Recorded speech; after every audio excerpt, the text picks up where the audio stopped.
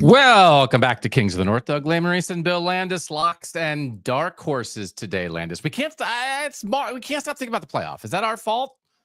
That's the way this sport works, right? I think that's what the fine folks wanted when they designed the college football playoff. Yeah, right. Yeah, right. Like this is fun. Yeah. Who's gonna make it? It's April. Who's gonna make it in 7 months or whatever it is? So we're gonna do like the bet your house, like the you've gotta believe, which I mean, it's like, hey, you make playoff picks, but it's like who, based on talent, coaching, schedule, conference, everything else, who do you really think is guaranteed? We're going to do 3 locks each for that. No crossover. Mm-hmm. And then we're going to do 3 dark horses. No crossover. And we have like thresholds of dark horseness that we set kind of based on some of the teams that made it last year. Because really in the end last year, what was I looking at? There were teams like, if you could go, I was looking at teams that made it last year, right? 1, 2, 3, 4, 5, 6, 7, 8. 9 of the teams that made the playoff last year in the offseason had an over-under win total of 8.5 wins or higher. Mm-hmm. So like you knew they were going to be good. Georgia, Ohio State, Texas, Oregon, Notre Dame, all were at 10.5 wins. Yeah, I think they'll make the playoff. That didn't take much. Penn State, Clemson, Tennessee were all at 9.5. Boise State was at 8.5, but was like the most obvious group of 5 team, right? Mm-hmm. SMU, 7.5. Maybe not. That'd be a good pick. Indiana, 5.5. Offseason win total. Low. You call that the Indiana threshold, Bill, right? That's right. Yes.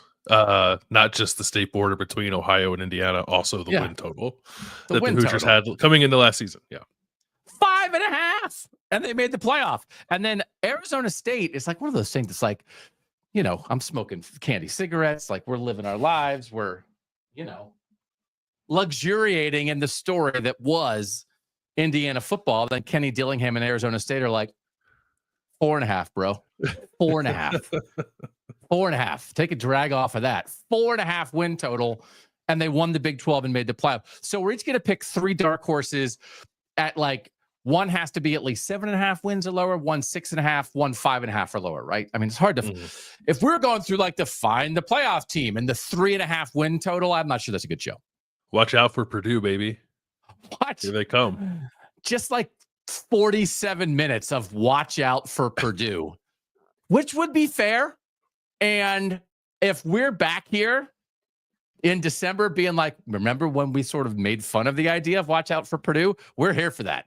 We are ready to watch out for Purdue. We're not ready to pick them to make the playoff in April. But we are ready to pick locks and pick dark horses. We also got, we're going to talk about Ohio State. Hey, did you hear Ohio State got a 5-star receiver?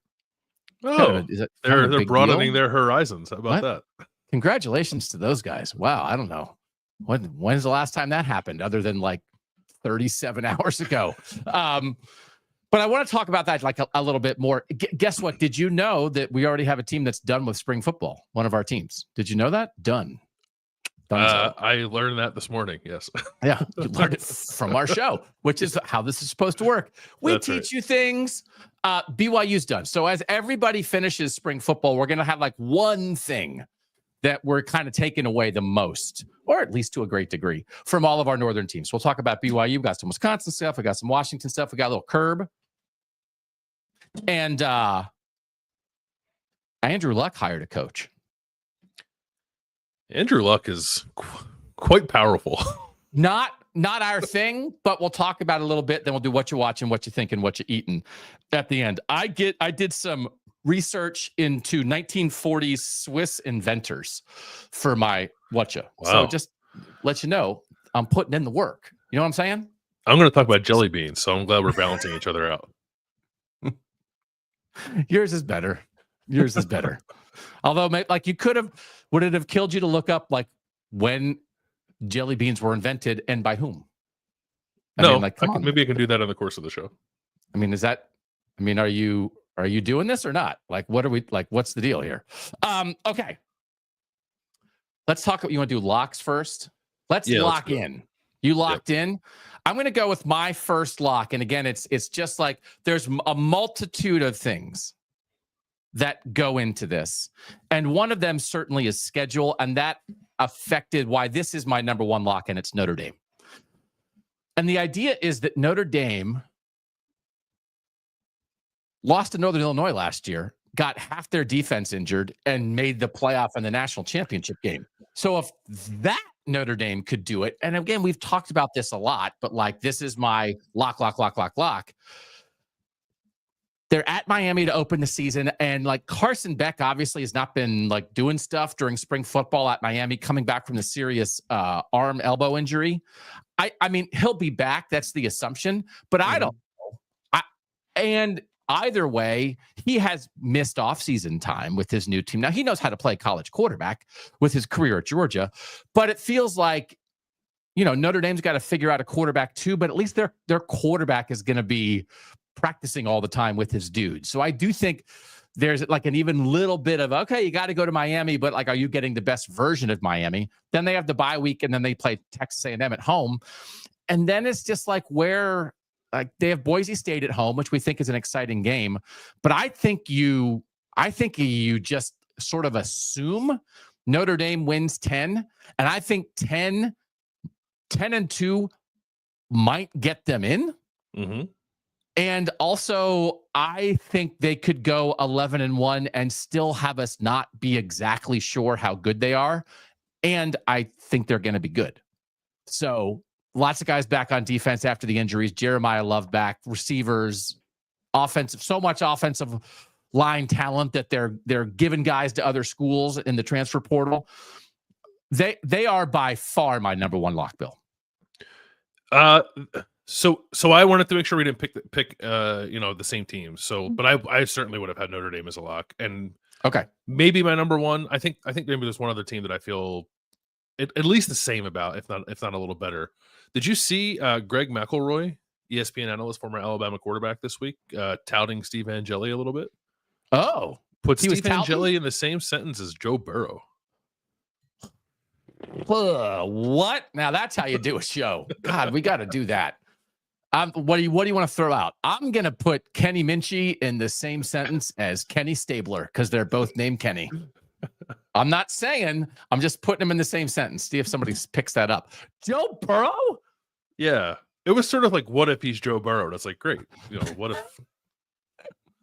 if I find $1 billion right in my backyard? You know what I mean? But what? Yeah. You put a question mark at the end of it and you can say anything. Okay. What? Well, good luck to CJ Carr and Kenny Minchie in the quarterback battle if Steve Angeli actually is Joe Burrow. But that is part of it too. And we've talked about that. And I have a quarterback point later in the show that I want to make related to some of the playoff teams last year. But like, okay, look at you out there searching for Notre Dame info. Just came across the old timeline on x.com yesterday as I was scrolling through some stuff. I thought it was interesting that because I actually kind of get being enamored with Steve Angeli with like some of the poise we saw from him when he had to go into the game in the playoff last year. Like he didn't play a lot, but when he did and how well he played and how calm he looked, and you like don't know anything about CJ Carr or Kenny Minchie. Yeah. It's like if those handful of snaps are what wins Steve Angeli the job, I don't think I'd be surprised by that. I mean, he jump-started the offense for Notre Dame. Yeah. And when he came in for Riley Leonard, right, in the Penn State game. And it was like, oh, they kind of weren't doing anything. Oh, here comes the backup. And it's like, oh, you mean here comes Notre Dame, like marching down the field to score points before the half? And then it kind of got their footing under them a little bit. Also, what is your subscription model? Do you pay for it? Do you just like breeze through it for the free articles on the idea of early season quarterback and postseason quarterback? If I were to start an online magazine called December Quarterback, would you read it?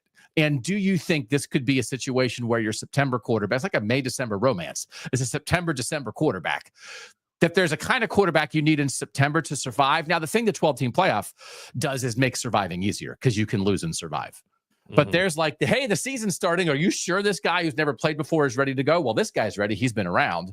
And then there's now we're in December. Now we're in the playoff. Now you've got to elevate. You have a guy who can take you to the next level. And could Notre Dame be on that path with Steve Angeli early and maybe CJ Carr or Kenny Minchie late, or maybe an even better Steve Angeli late? Yeah, I think if No. you were to write that book, start that website, you would owe like Cardell Jones money, and maybe Trevor Lawrence. But yes, I do think there's something to that idea of, even if you like whatever you think of whoever in your room might have the highest ceiling, you don't need to start him right away necessarily. If you can let that marinate a little bit, and then maybe come November, it's like, oh, I think this guy's ready to play. Sure, that's possible. I have also spent a great deal of my time around college football talking about whether Notre Dame should join a conference. I don't know. Is that a thing other people talked about? I don't know. Has that been a topic? From time to time. Is that dead? They made the playoff last year, kept all the money. Sitting here saying like, man, they got their path to the playoff. Like it's obvious, and it's not like they're hiding from anybody, but they have the ACC scheduling agreement, and there's just not, they're not playing Clemson in that kind of thing, right? So it's like, and then it's like, well, they're going around, they're doing all the things they usually do, and it's just like, what? Like, are they not just locked in, good to go? This is the world. And Notre Dame is now ready to thrive. John is our guy. John is throwing out Mikey Keene, Bryce Underwood, September quarterback, December quarterback for the Michigan Wolverines. Absolutely. Which is certainly possible. Now we're doing a show. Should have saved it. That's a good show. September quarterback, December quarterback. A romance, a college football romance. Is there any what's Notre Dame need now? Is this just nothing? I think here they are. I think it's dead until the Super League starts, whenever that is, and then they won't have a choice, but to be in the Super League. But until that happens, no, I don't. I think the conversations about will they, won't they, should they, are officially dead. Yeah, our only league is a Super League. Yeah. That's the Notre Dame shirt that they wear. All right, so you don't disagree with my lock here? I'm locking it up. Lock it up. I don't disagree with your lock, but I bet you disagree with my next one. And I'm not. I would love to talk about this with a ton of conviction, but coughing into the dog head. This is partly just wanting to mix it up a little bit. So it's Georgia for me. This is not my top lock. This is not the one that I would bet the house on necessarily. But I do want to throw a theory at you. Theorize. Neither one of us disputes Georgia's ability to accumulate talent, right? We think like both sides of the ball, they're going to have guys. Yep. How much of our skepticism, I guess, at the might of Georgia last year might have been tied to the volatility of Carson Beck, and less so to the team as a whole. Like week after week, you could watch Carson Beck and think like, this guy doesn't look like he's gotten any better. This guy's turning the ball over. This guy threw 3 interceptions in this game, which he did multiple times last year. Yeah, and I'm wondering certainly. if like Gunnar Stockton, while not being the most exciting quarterback in the world, or is he the most exciting personality in the world? Swell fella might have a higher floor that just leads to less of that volatility, and can that be enough for Georgia to just sort of be like steadier offensively throughout the year, while also being, I guess, what we've come to expect of them on the defensive side of the ball, and maybe be, I don't know, respected a little more week to week because of that? Part of it for me still was like, who scares you on offense for Georgia? Like, show me Ladd McConkey, show me Brock Bowers, show me Kenny McIntosh, show me like the guys that really got it done, and show me Darnell Washington. And I didn't think they had that last year, and I don't know. It feels like they tried to go out and get it this year, as we talked about on the Tuesday show. Yeah. I still have questions about that.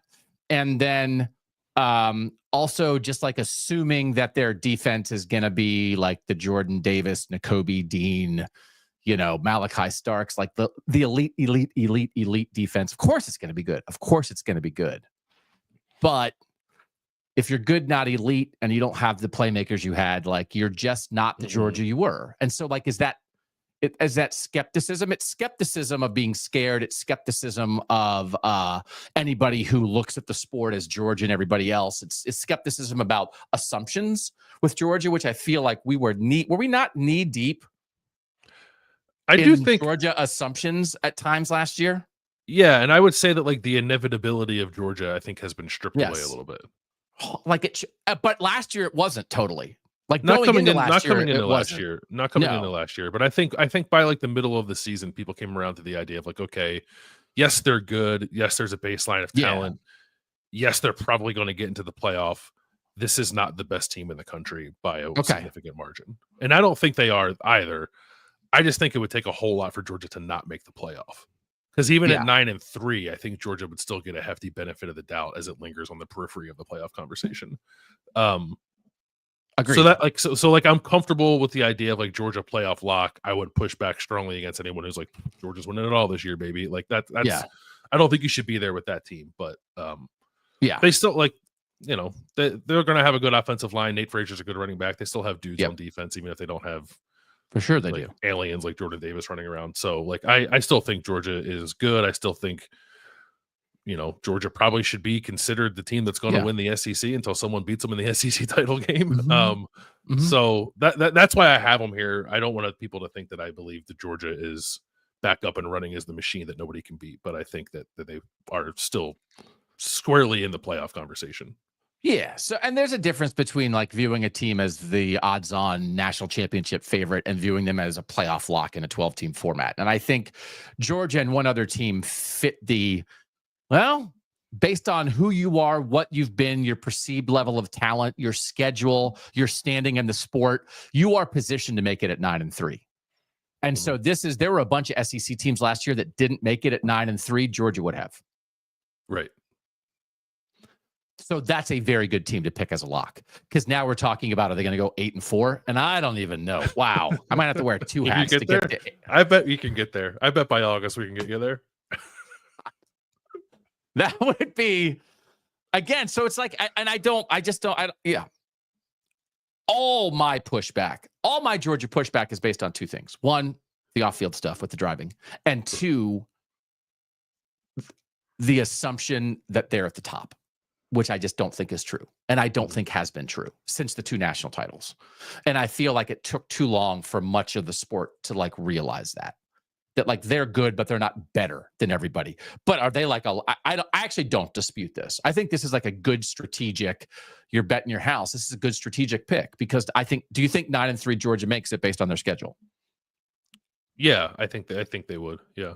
I mean, I, without knowing, how many 10-win teams are going to be out there from other power conferences, I don't know. But I think I agree with your assessment that like if Georgia were 9-3 last year in that jumbled mess of 9-3 SEC teams, Georgia would have been the one that got in. Yeah, because their schedule stuff was legitimate, and everybody else was trying to piggyback on like that Georgia played a tough schedule, but Georgia actually did, and the committee would have seen that. Javone mentions in the chat, Zachariah Branch is going to be a dog. Again, like the USC transfer, they got the Branch brothers. I hate Georgia, but he's legit, which is, again, that's like... that's something different than it's weird that like Georgia's skill, like even in their championship seasons, I don't know that Georgia's skill like blew you away, but then sort of in the playoff, like guys kind of showed up. It's like, oh yeah, that guy runs a 4.4. Watch him go with the ball in his hands. You know what I mean? So like, but Zach Branch, I think, might have an ability to like maybe more consistently week after week pop a little more than some of the receivers have at Georgia in the past.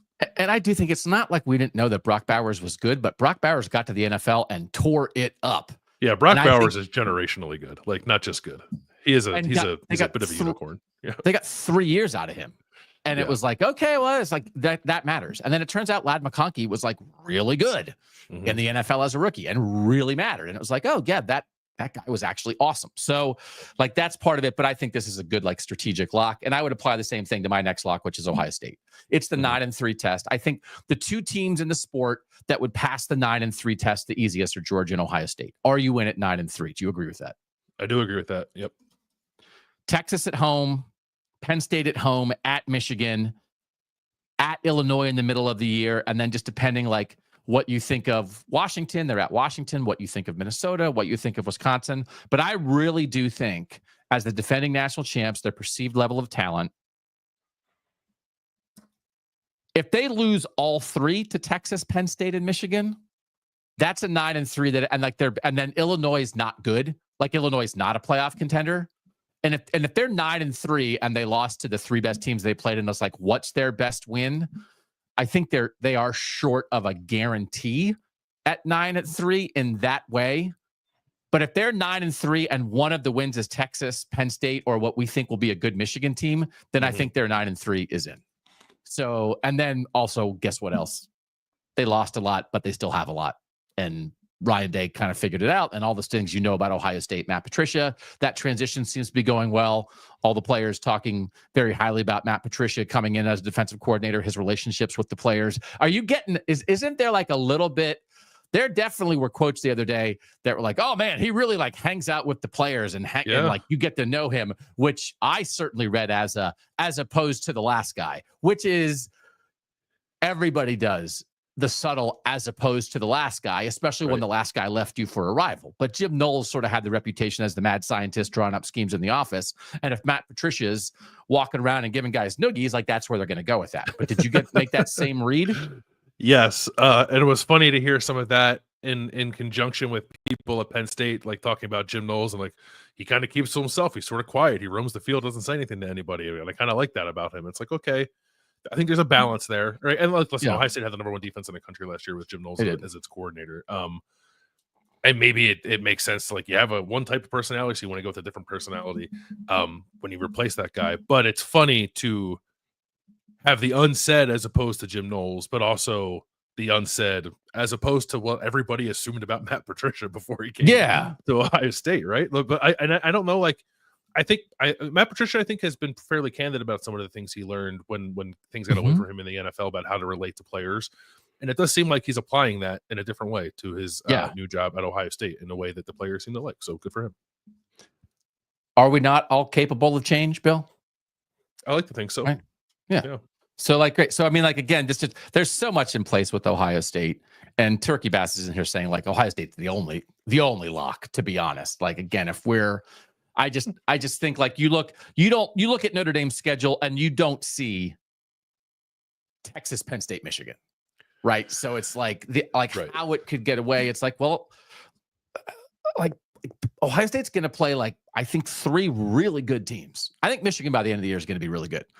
They're going to play 3 really good teams, and maybe 4, and maybe 4.5. So and Notre Dame's going to play like 3/4 of a good team. I don't even know. 1 1/3. So that's why, again, in the balance of things, I went with Ohio State here. All right, who's your next lock? My next one is Texas. I don't think Texas is quite in that same kind of 9-3 territory. At Ohio State, at Georgia, find me 2 tougher road games on anyone else's schedule this year. But like, there's not like that third team that like they'll play at Florida. Maybe that becomes something by the time we get to October. You know, obviously Red River is what it is, but I don't know how good Oklahoma is going to be. And then they play at A&M, or they host A&M at the end of the year. So there could be a game that pops up as something different than what I'm expecting it to be right now. But even if Texas were to drop its game at Ohio State to open the season and at Georgia on November 15th, I think Texas is squarely in it at 10-2. And I don't know that there's another game on that schedule at the moment that even scares me that would push Texas to 9-3 with what it has coming back. On defense with Arch Manning taking over. And I think perhaps the offense becoming, I don't know, a little more dynamic than it was with Quinn Ewers because Arch can run a little bit. I think Arch could probably throw it down the field a little better than Quinn Ewers can. So I think there's even a way for the offense to elevate with Arch, even though they're replacing a bunch of outgoing production. So I feel pretty solid about this one. I feel maybe a little more solid about Texas getting in perhaps than I do Georgia, even though those 2 teams play each other. If Texas is 9-2 with losses to Ohio State and Georgia going into the last weekend of the regular season against Texas A&M, will people be talking about it as a must-win for Texas to get in, do you think? Probably. I guess it would depend on what the SEC championship game scenarios are at that point. But because in that situation, they could still be in line to go to Atlanta. But I think so. True. I think that would be viewed as more than likely viewed as like a playing game for Texas. But then even if you say it's a must win, it's like, well, they can probably win. So then they did. So then they're in. Okay. I think Texas is a good, obvious pick. My last pick is Clemson. So a year ago at this time, I'll save this until after your pick. Clemson. Disagree? Like, are you surprised I picked them? Nope. I was going to pick them. Okay. I'm out there on Clemson. I think I think Clemson, if you want to, not to win another show where you rank the most threatening Southern teams, I put Clemson at the top. Yeah. Okay. No, and I think just like they're clearly. It's just if you have questions about Miami at all, then it's like they're the favorite in the in the ACC, and there you have it. Christopher's asking, like, what I'm bringing up about if Texas loses to Ohio State and Georgia, are you worried going into the last weekend? Is it a must win? Does not apply to Ohio State. If Ohio State has 2 losses if they lose to Penn State and Texas, then going into Michigan, are you worried about it? I mean, I think is it a must win for Ohio State? I think not as much, just honestly. I mean, I think Ohio State probably has just built, they're the defending national champs, and certainly those losses would be similar, but I think maybe Ohio State, again, our assumption that Illinois is going to be pretty competitive. I think Michigan will be better than Texas A&M. The Texas game against Texas A&M is at home. Ohio State's at Michigan, right? That it's just there's a couple more factors that, I think the committee could get there more on a 9-3 Ohio State than on a 9-3 Texas, which is slicing it. That's a fine slice, but sure. And it's a great question by Christopher, and it's a good comparison. But I think I would say it's slightly different. All right, so we're in on Clemson, and then your last one is who? My last one's Penn State. Yeah. Again, I don't really know where a third loss comes from, even if you want to say that maybe they don't win that Oregon game in September, which you and I think are in agreement that we at the moment would pick Penn State to win that game. And then obviously they play at Ohio State on November 1st. And it's the only other team that appears mildly threatening at the moment is perhaps Indiana, maybe Iowa. Okay. Mark Gronowski is really good, but the floor really feels like 10-2, and I think 10-2 Penn State's in. Obviously, anything better than that, Penn State's in. I think Penn State's got a legitimate shot to win the Big Ten this year. So, for all those reasons, these were of the teams that I picked: Georgia, Texas, Penn State. Penn State is my lockiest lock. Penn State is your lockiest lock. Okay. Yeah. Because it's hard. Because there's a part of me that I didn't go Penn State. Not that I think they're going to miss the playoff, just because. And it's I didn't. I mean, we've had this conversation over various shows about James Franklin and Penn State's opportunity this year, and I don't want to turn a tremendous opportunity for Penn State into a negative, but it's not only up to me. So I had more of a thought with them of all these other teams. Does Penn State have the most that could maybe slightly more lead to that they're a little bit more this is it, and that it gives you a 3% more chance of a collapse. Yeah, I think it's a fair point to raise, because you expressed similar concerns about sort of the on edge nature of Ohio State season last year. Yeah, by putting Natty or bust out there as kind of chesty as they did, but Ohio State also lives that life every year. Right. They just kind of said it more last year. Penn State does not. This is new territory for Penn State. I could absolutely see that dynamic affecting them in perhaps a negative way. So super high ceiling, right? Mm-hmm. If Drew Aller is the best quarterback in college football, and the transfer receivers hit, and this offensive line is going to be good, and Jim Knowles in year 1 ratchets up an excellent defense, and that they have the best running back combo in the country. It's all there, but so if we're doing ceiling, show idea, ceiling and floor, right? If we're doing ceiling and floor, I think Penn State has a super high ceiling. I think their floor is what I just said, slightly lower than a couple of these other teams, but also I would agree with them. This is the point I wanted to ask. A year ago at this time, entirely in the preseason, it was sort of there's 4 teams that are the deal. And it was Georgia, Ohio State, Texas, and Oregon. Yeah. And they were at the top of the sport going into last season. And then they wound up as the 1, 2, 5, and 8 seeds in the college football playoff. And the 8 seed won the title.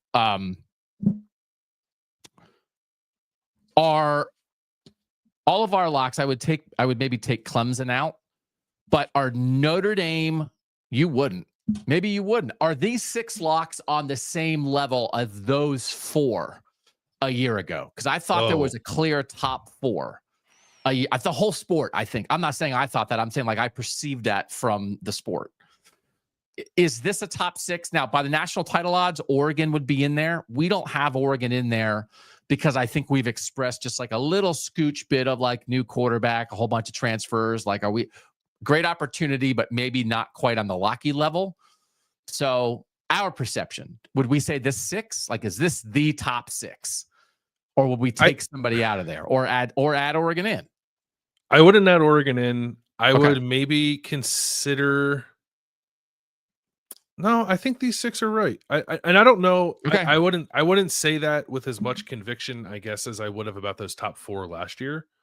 Like those top 4, especially like Ohio State had so much coming back, and Oregon seemed really loaded up. Texas, I don't know that this group of 6 feels as solid as that group of 4, but I would also say that if we get to December and these 6 teams aren't in the field, or at least like 4 out of 6 or 5 out of 6, whatever, aren't in the field, I would be pretty surprised by that. Okay. All right. So those are our locks. I don't know that there's a lot of disagreement here, but I think it's good to like separate a top tier, right? So like we wanted to do that, and like I mean, it's like we put our money where our mouth is. Like we'll put our whatever YouTube podcast reputations where this is, and we can go back and be like, well, you guys thought what? But again, I just don't know that many other people would have like a huge disagreement here. All right, so let's move. We'll do dark horses after the break, but let's cover a couple other stuff. And I do want to do. We've talked about this, like kind of one thing for every team coming out of spring. And BYU has wrapped up.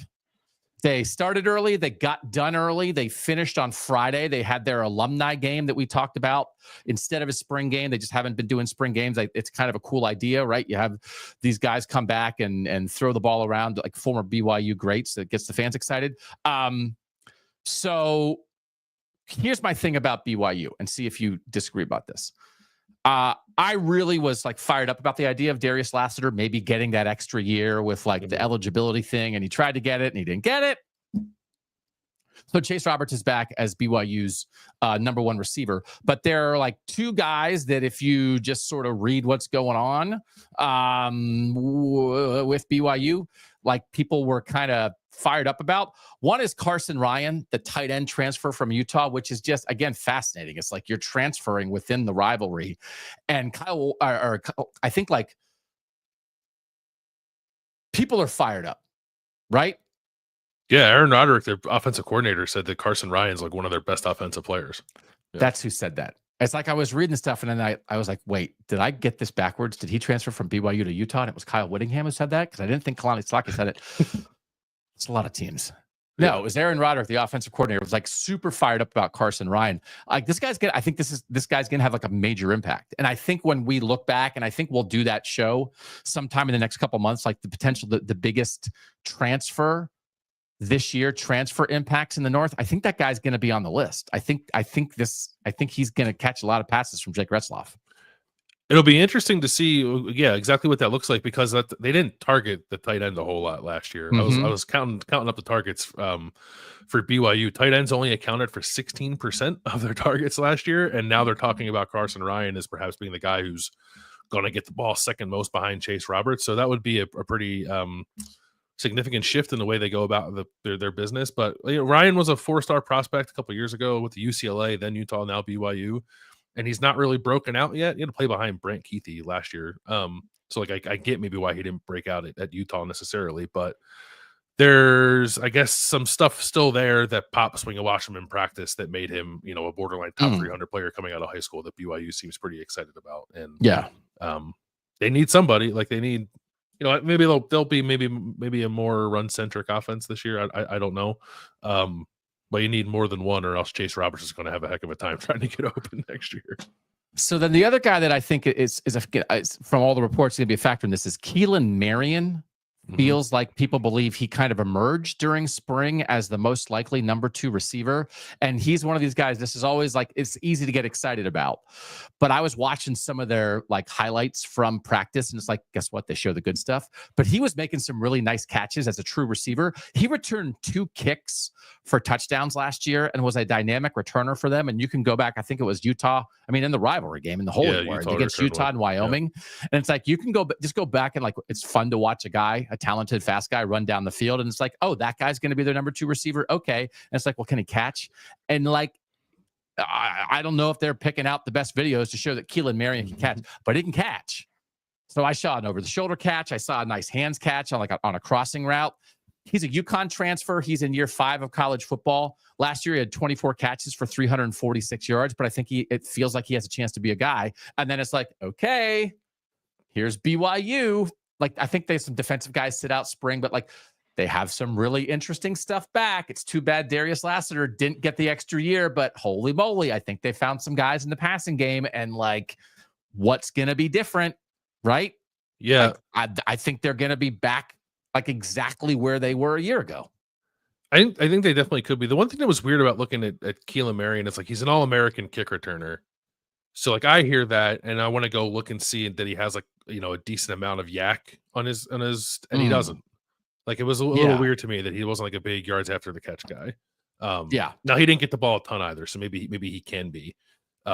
Assuming he's going to get the ball more as a presumed number 2 receiver, but that was a little puzzling to me. That he has the speed and elusivity to return 2 kicks and be an All-American kick returner, and not enough to be a guy who generates a lot of yards after the catch. Yeah. So good spring for BYU. I think they did what they wanted to do. So that's our one thing about BYU. Let's talk about Chris Henry and Ohio State. So this is like, hey, Ohio State, they didn't get a recruit. They've had a recruit. But Chris Henry Jr. Shut down his recruitment, right? So he's not taking any of these other visits that he had planned, including to Oregon, right? And Oregon was the big one. Yeah. Oregon has taken Ohio State receipt. Who was it? Jalen McClellan? Is that right? McClellan. Yeah. 2 years ago. So, and like Oregon's good at this. So like for Ohio State, like that would have been like a heck of a thing, I'm sure, right? The Ohio State staff, the Ohio State fan base probably would have been on edge a little bit while that guy's like, how's Eugene? How's Eugene? Is it sunny? Is it sunny?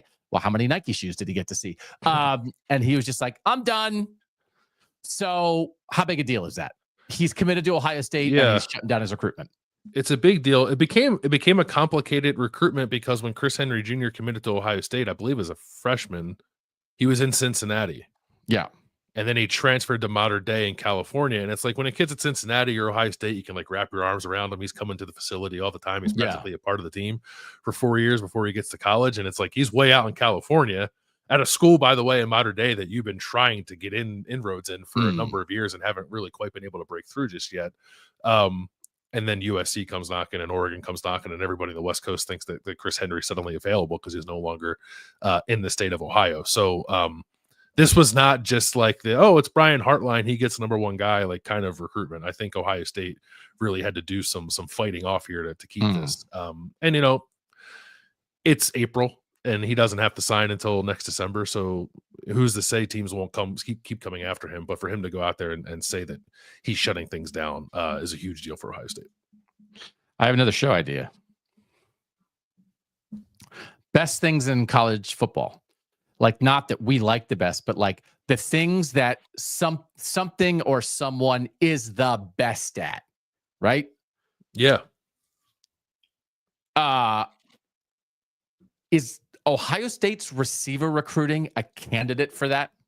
Brian Hartline's receiver recruiting at Ohio State, from Garrett Wilson to Marvin Harrison Jr. and Emeka Egbuka to Jeremiah Smith to Mylan Graham to Chris Henry Jr. Like, is it potentially the best thing in college football?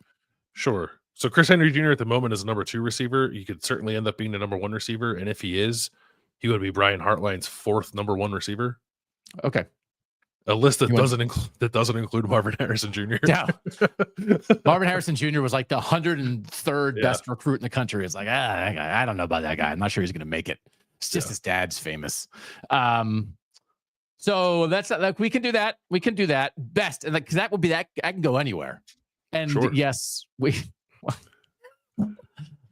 Caleb's already in with Georgia is the best at speeding. It's serious, but it also might make the list. Okay. So Chris Henry Jr. Locks it down. That's a good thing for Ohio State. Let's talk a little Washington offensive line. They have started spring football. It's like, they're just starting. BYU is just ending. Like, this is like, it's, you know, what is spring?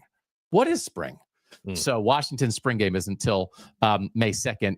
This is one of those, like, especially the beginning of last year, because you can look at how Washington moved some people around on the offensive line a year ago to try to figure out what was best. And so, again, to the reports, the people on the ground who are like everybody out there just read a lot of Washington stuff and who are making all this possible. The reported first-team offensive line in practice: Carver Willis, who we've talked about, who was the right tackle at Kansas State last year and transferred to Washington as a 60-year guy. He was the left tackle with the ones. Am I going to say this right? You got me on this? Pocky Finau? Yeah, I think Finau. Yeah. Finau. He's a redshirt freshman. I think like a pretty legit dude. First team left guard, like young guy on the way up. So it's like, okay, what does Washington need to do? Washington needs a better offensive line play in 2025. Absolutely. Is that fair to say? I think it's the most important thing for them. Yeah. So established starter transfer who's moving from right tackle to left tackle, he's one. Redshirt freshman who played a little bit last year, but it's like a rising talent, he's one. Landon Hatchett was the first team center. He started the second half of last year, but not at the beginning of the year. So he was an adjustment in the middle of the year. Okay, that's a guy they went to. He's a third-year guy. He was a starting center. Right guard Zachary Henning was a backup last year, played a little bit, but it's like, okay, you're moving up. You're ready for this. Like, you weren't part of the issues last year. Okay. And then Drew Azzopardi at right tackle, who was the transfer last year from San Diego State. They threw him right in. He started every game at right tackle, and he wasn't great, but also like their offensive line was a huge problem. It was everybody had left. They were trying desperately to fill holes. It was Jed Fish and that staff's first year. And they were like, hey, San Diego State guy, thanks for being here. You're the right tackle no matter what. And so like, I think he could be better. So like, I just think this is a huge deal.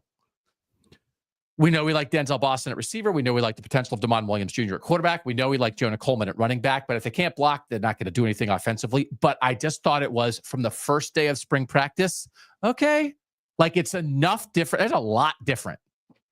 That it's not just like run it back and hope for the best. And maybe Azzopardi is one of those. But otherwise, it's like it felt like they're trying to solve problems here. And like maybe they have a chance to. So I was intrigued. Another show idea for you: position groups in the North that have to show the most progress in 2025. Oh my God. Because Washington's offensive line would be pretty high up on that list, I think. Good experience at tackle, I think. You know, as long as Carver Willis can handle playing on the left side as opposed to the right side. Yep. And maybe it takes some lumps at the guard position, but guys haven't played a whole lot. But I think it's good to like have clarity even in spring. Like if this is your five and like let them roll. I guess Gary and Landon Hatchett's brother, could be in the mix at one of the guard spots. He was with the twos yesterday, but certainly in the mix. Yeah. So, but if you have Washington transfer to Oklahoma, come back to Washington. Right. But it seems like they have a clear mind, I guess, of like who the six guys are who could start, and like definitely who the starting tackles will be, and I think who the starting center will be, and then like three guys to figure out for the two guard spots. Yep. And that clarity is good, even if there's some inexperience there. They were really bad up front last year. Yeah, it was not good enough. They were 128th out of 134 FBS teams in pass blocking efficiency, and 73rd in line yards, which actually makes Jonah Coleman's season a little bit more impressive. So, like, I don't think they have to be like awesome suddenly either, because Damon Williams, I think, will solve some problems for them. Yeah, with his mobility, but if Washington wants to take a step forward as a team, as a program, it has to start with the offensive line this year. It's a very intriguing combination of it. Feels like he's more capable of solving problems, and also they should have fewer of them. So that's a good combination. So let's stay in the trenches a little bit. You want to talk about Wisconsin beef? Beef, which is interesting because Wisconsin's whole defensive line transferred to Illinois, but now is Wisconsin being like, yeah, but look. Yeah, Wisconsin's got big beefy boys, which is how it should be in Madison. Yeah. Oh, that's another show idea. The biggest, beefiest boys in the North. Okay. This is a lot of beef. We're talking some big fellas here. Luke Fickell. A lot of this comes from Jesse Temple at The Athletic, by the way, some of these numbers, but Luke Fickell said like they weren't big enough on the defensive line last year. They lack size. The numbers bared that out. Wisconsin had its worst run defense in 20 years because they could not be stout enough in the middle of their defensive line. So they've added 7 defensive line transfers. Three of them are 300 pounds plus. Two of them are right around that number. Charles Perkins from UT Martin is 316. Parker Peterson from Tulane is 315. Michael Gardner from Grambling is 300. JVR Suggs from LSU is 299, and Corey Walker from Western Michigan is 297. But then there's also on the roster guys that came back from last year. Dylan Johnson is up from 293 to 312. Ben Barton is 323, and Brandon Lane is 320. Luke Fickle said last year they might have had one guy who played consistently over 300 pounds on their defensive line. And now they have, I think it's 6 total who over there and 5 specifically at defensive tackle. So it's not the only thing you need to be big, but it helps to have a defensive line that looks like a Big Ten defensive line, and Wisconsin seems to have that. They're going to be trotting out 300-pound receivers. They're just we're done. We're if you don't weigh 300 pounds, you cannot get on the field on either side of the ball at any position. And it's we're going to be should Billy Edwards weigh 300 pounds at quarterback? I don't know, but they clearly want him to. So he's been going to Culver's. So the transformation, it's no skinny talk. That's the sign. And there was no skinny talk. That's right. Did you have a burger today? It's a Notre Dame slaps a sign that says play like a champion today. Wisconsin's got one that says, did you have a burger today? Should be Northern slogans. My God, we got to start doing shows on Sunday. We have too many ideas. All right, we talked about Wisconsin's beef. You sent me, a message to me and Mike in the Slack discussion this morning that said Kirby Smart cried, and I said Kirby Smart cried, and you're like, well, I felt bad. And I was like, please, can we get the crying video? And you were like, not exactly cried, more whined, complained. Yeah. So this is what college football's unfair to Kirby Smart. Is that part of dog mentality? I can bowl a 300 blindfolded with my opposite hand, and also college football's unfair to us. Yeah, I just think was the deal. So he was talking about two things, the house settlement and people.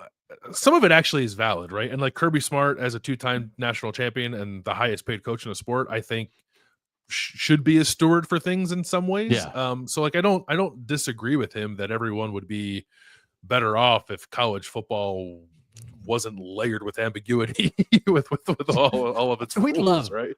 Yeah. So people love about college football. Number one, ambiguity. Yeah, that's all well and good. I just I don't want to see the highest paid coach in the sport at a podium complaining about agents tampering on behalf of players. Yeah. When, what do you think Jimmy Sexton's doing, brother? You know what I mean? And tossing out cutting sports as an inevitability here. Are we sure we want this? Is how you can save cutting sports? Give back some of your $12 million. You're not, you are the proper face to help establish more, sort of concrete rules within the sport when it comes to roster building, certainly, but you are not the one I want to hear from about where's all the money going and we're cutting sports when the money's going into your pocket. Yeah, and complaining what that agents are coming and saying we're representing all these different players and kind of tying them together but again, this is how all this stuff works. And it's one of these things. How do you know the Zoom calls exist, Kirby? Are there guys on your staff watching them, seeing which players you want to go poach? Yeah. What are you just going to sit that one out? And that's and this is one of those things obviously Jim Harbaugh is and remains a very controversial figure in college football, but the more some guys say stuff like this, the more the Harbaugh, usually when he had a platform, he was saying we got to pay the players more. Why can't we give them some of the team, agitating on behalf, not complaining about why is this happening to me, us, our program, but complaining why can't the players get some of this? It really that ages. I mean, it was good in the moment, but it ages even better of it's just nobody wants to hear college football coaches complain. Kirby did do the thing that a lot of coaches do. It's I'm all in favor of these guys getting paid, but right. But why is it more regulated than my industry? You know what I mean? Now, and again, but also, and maybe this is unfair to complain about this, that Kirby's saying this. It's like that's how we're going to get collective bargaining. You're going to be dragged kicking and screaming into this is nuts. This is unsustainable. This is no way to run a program. We need rules. And it's like, well, the only way you're going to get rules is if you sit down with the players on an equitable basis and give and take. And I actually think there's a growing appetite among coaches and personnel people for that to happen. And it's the universities and the NCAA who more balk at the idea. So I think now I just got a Slack message about Kirby Smart crying. So but is it like, did he say the words collectively bargain? Because I think if you want to affect change and rattle the cages a little bit and get your university presidents and athletic directors and conference commissioners to pay attention, then these coaches, when they complain about this, got to say, we need to collectively bargain so we can set some rules. Yeah, he didn't. No, he didn't say that. Around it, the dance around it's just whining. Correct. He did not say that. The reason I said what I said is because I was actually at a talk on OSU's campus, Ohio State's campus, a couple weeks ago, where their GM/player personnel guy Mark Pantoni was there, and he said, the only answer to this is collective bargaining, which is like, if he thinks that, because he's a tastemaker in the personnel business. Yes, he is. If he thinks that, then I don't think he's alone in that sentiment in that industry. Okay. All right. Last thing here before we get to our dark horses is that Stanford named Frank Reich their interim head coach for 2025 after Troy Taylor was fired, I guess, last week. Does it kind of feel like that Andrew Luck is running like an ultimate Frisbee team, like a Stanford it's strange. Alum ultimate Frisbee team? It's like, I retired, like a couple of guys get together. We get out there. It's like, oh man, like the guy who was kind of in charge, he screwed up the sign up for us, and we got all the wrong size t-shirts. So we got rid of him. And then I just called my old coach and said, will you be the coach of our ultimate Frisbee team? Because Andrew Luck in the NFL played for two coaches in Indianapolis. One was Chuck Pagano and one was Frank Reich. And so this feels like he was like, well, I'm in charge of Stanford now. Let's figure out what we should do. Who did I play for? Jim Harbaugh. Is he available? No. Okay. No. Chuck Pagano. Is he available? It's like Chuck Pagano actually retired and then just came out of retirement, working for the Ravens. No, it's like Frank Reich. Is he available? And Frank Reich picked up the phone and Andrew Luck was like, do you want to be our coach? I don't know if that's how it went, but you're not far off. Frank Reich said he was like cruising Costco with his wife and his phone rang and it was Andrew Luck saying, do you want to be the head coach at Stanford? And he said, yep. But it's only a one-year thing. They were like very explicit about that. Yeah. They were asked in the press conference, well, like, is there any chance that Frank Reich can coach his way into being Stanford's long-term coach? And Andrew Luck said, nope. Frank Reich was like, let me get these 60 mini packs of Pirates booty, and then, I'll come be your interim coach. So I guess it's fine. What are you supposed to do? Like, what are you supposed to do? I actually don't mind. Like, in an incredibly tough situation. Plus, it's like, I think it's a pretty hard job to sell right now. To give those players like some stability. Yeah. Go win the ACC at an Ivy League academic school while everybody you play is on the other side of the country. 4,000 miles away from you. Yeah. And Costco, frankly, have you been to Costco lately? It is pretty great. It's pretty awesome. Yeah. Did you see how they're doing it? Like Frank Reich is ball. He's on the field. And Andrew Luck is doing. Andrew Luck has so much power. He owns Stanford football. He's doing NIL. He's doing rev share. Any like player personnel, all that stuff. Like all that falls under his purview. And Frank Reich is going to be between the lines coaching football. And again, this is like one of those things we start off like kind of making fun of somebody for it. And then it's like, actually, have they hit on the correct model for the modern college football thing? Which is show idea. Find the Andrew Luck for every Northern program. Okay. My God, that's good. That gets somebody who is smart, invested, loves your program, and wants to handle all the business, and then let your coach and set up that now. And you have to set that up. Like you couldn't do that now because that's so different than like all the schools that are, hey, Ryan Day's our coach, but this guy's our GM, or Brett Bielema was our coach, but this guy's our GM. It's like, well, yeah, although like Mark Pantoni was there before Ryan Day took over. But anyway, like, yeah, but none of those guys have the juice of Andrew Luck. No, this is top down. Yeah. So, yeah, it's like he's the Jerry Jones of Stanford football. It's like, is that maybe how to do this? So good luck to them. they're not in the North, so like we don't really care that much. But like if they are hitting on something that at first blush seems kind of like, okay, he got to the third name on his list and he was like, I don't have a fourth. And then the third guy was not so distracted by the big boxes of trail mix that he turned it down, and then it all worked out. But also maybe Stanford is revolutionizing how to run a college football team.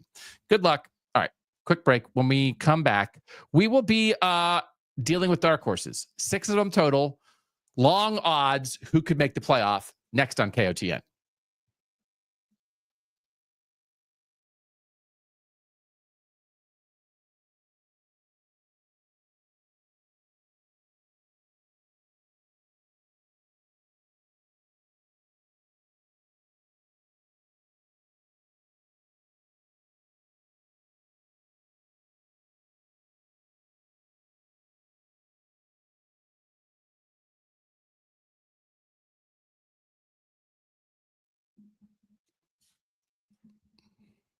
Back on Kings of the North. Like, subscribe, tell a friend. Thanks for being here. Whether it's on YouTube, whether it's on podcast, whether it's live, whether it's listening or watching back. We talked again about this, Bill. Like, what do we we had a little not trouble, but we had to finesse a little bit what we were deciding were the dark horse thresholds. What do you think of where we landed and how did we get there? Yeah, I feel pretty good about where we landed. So nobody with a win total higher than 7.5. Initially, we're going to stick it only to the Indiana threshold, which is win total of 5.5. But that to throw out 3 teams from that category with a straight face, I think is a little difficult. So we did expand it, but it also, you were looking it up, like it falls in line with, as you mentioned at the start of the show, it kind of falls in line with what happened last year. So I think 1 from 7.5, 1 from 6.5, 1 from 5.5 or worse is a good spot to be in. If we had stuck with the original idea, which was the Indiana threshold for every dark horse, your win total is 5.5 or fewer, we only would have had 22 total power conference teams to choose from. Because there are, looking at Vegas Insider, there are 35 teams who have 7.5 wins or more. There's another 11 at 6.5 wins, and then there's 22 at 5.5 or lower. So like we had to, okay, like we opened it up a little bit. So we eliminated, there's 16 teams at the 7.5 win threshold. So we eliminated the top 19 teams in the sport. There are 19 teams whose win total is greater than 7.5. And that's who we can't be talking about here. And then part of it too is like, well, if we open some of this, like at the one threshold is like Miami. And it's like, well, Miami's not really a dark horse. And the one team that actually is at 7.5 that we said we couldn't pick was Illinois, because I think, view Illinois differently than some people / Vegas do. And so we think Illinois is a very good bet for over 7.5, but we're thinking of them as more like a 9-win team. And so to come in here and be like, wait until Brett Bielema shocks everybody. It's like, what are you talking about? You guys were putting them in the playoff on January 11th. Yeah. I don't want to do no that. Illinois. No, all right. Illinois. So we'll start with your first dark horse, which is your 7.5 win threshold. Who is it? Yeah, I actually considered Baylor, but then I picked 2 Southern teams in the locks, and I don't want to pick a third Southern team. You don't want to make me mad. Yeah, I do have another Southern team I will talk about. A little bit of this. But, keep Doug's swords down. Yeah, that's right. My 7.5 win team is Utah. We've talked a lot about Utah, like what's going on there. I really think like this offense is going to pop. Okay. With all the offensive line starters back and like some decent depth, I think too. Devin Dampier, quarterback, Wayshawn Parker, running back. Some of the stuff you read about Utah in the spring, I continue to find Nate Johnson very interesting as like a dual threat quarterback wrinkle you can throw in the backfield with Devin Dampier. He was at Utah, he transferred to Vanderbilt, and he came back to Utah. There's just like something there that I think could be pretty exciting and different for what Utah is going to be. I don't know if they're going to be able to throw the ball all that much, but or all that consistently. But I also don't know maybe if they have to get to the playoff, if they can be among the best rushing offenses, which by the way, New Mexico was last year with Jason Beck as its OC and Devin Dampier as its quarterback. They were number 2 in the country in rushing yards per game, number 1 by yards per carry. And I think like the pieces they're working with now are better than what they were working with at New Mexico. Also, the level of play is more difficult. I understand that, but yeah, I think there's something there with the run game. I'm maybe I should be more worried about the defensive pieces they have to replace than I am currently. The last time I was looking through FEI, the last time Utah didn't have a top 25 defense was 2017, and that year they were 28th. Like, so it was like they landed just outside of that. So you have to go back a long ways to find the last time I think Utah didn't have at least like a serviceable defense. And I think they'll be better than that. The one thing that spooks me, and this is hard with the Big 12, I think you can talk with too much certainty about the Big 12 and like who's a contender, what are the tough games, etc. Yeah, like I was an SP plus, like the preseason rankings. There are 8 Big 12 teams ranked between 19 and 36. So like the league is a bit of a jumbled mess.